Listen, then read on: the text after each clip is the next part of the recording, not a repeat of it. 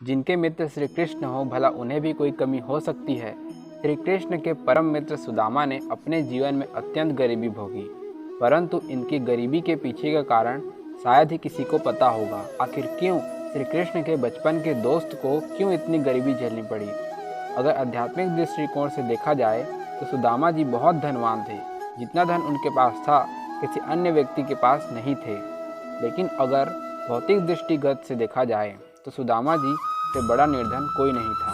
Hi guys, मेरा नाम है अजीत देवांगन। एक छोटी सी कहानी श्री कृष्ण और सुदामा जी की। एक बहुत गरीब ब्राह्मणी थी जिनका जीवन भिक्षा पर आधारित था। लेकिन एक बार वह समय भी आया जब उसे 5 दिनों तक भिक्षा नहीं मिली और छठे दिन उसे मात्र 2 मुट्ठी चने ही प्राप्त हुए। कुटिया पर पहुँचते पहुँचते रात हो गई और उस ब्राह्मणी ने सोचा कि ये चने रात के समय नहीं खाऊंगी, सुबह भगवान कृष्ण को भोग लगाने के बाद इन्हें ग्रहण करूंगी। इस विचार के साथ उस ब्राह्मणी ने चने एक साफ कपड़े में बांध कर रख दिए।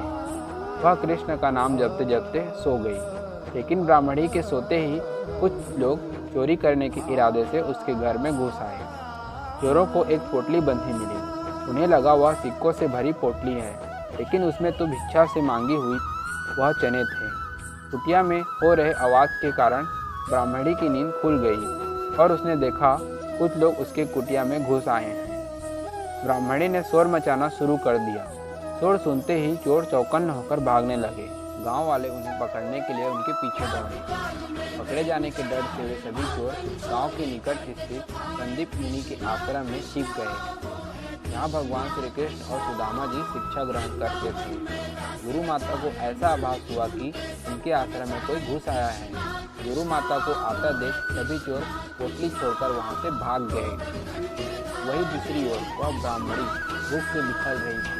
भूखे पेट उसने यह श्राप दिया कि जिसने भी उसकी यह पोटली चुराई हो और वह चने खाए हों वह दरिद्र हो जाएगा। गुरु माता को जब आश्रम की साफ सफाई कर रही थी तब उन्हें वह चने की पोटली गिरी हुई मिली। जब भगवान श्री कृष्ण और सुदामा जी जंगल में घास काटने जा रहे थे तब गुरु माता ने उन्हें वही चने की पोटली दे दी ताकि जब भूख लगे तो वे खा लें। जैसे ही सुदामा ने वह पोटली अपने हाथ में ली, उन्हें समझ आ गया कि इस चने के साथ श्राप जुड़ी हुई है। सुदामा ने सोचा कि अगर श्री कृष्ण ने यह चने ग्रहण कर लिए तो सारी सृष्टि ही गरीब और दरिद्र हो जाएगी। इस विचार के साथ उन्होंने यह सारे चने खुद ही खा लिए और श्री कृष्ण को उसमें से कुछ नहीं दिया। इस तरह दरिद्रता का श्राप सुदामा जी अपने सर ले लिए और वासुदेव को उससे मुक्त कर दिया।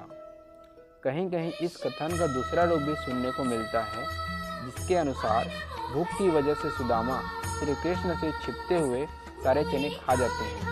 श्राप के रहस्य से पूरी तरह अनजान होते हैं।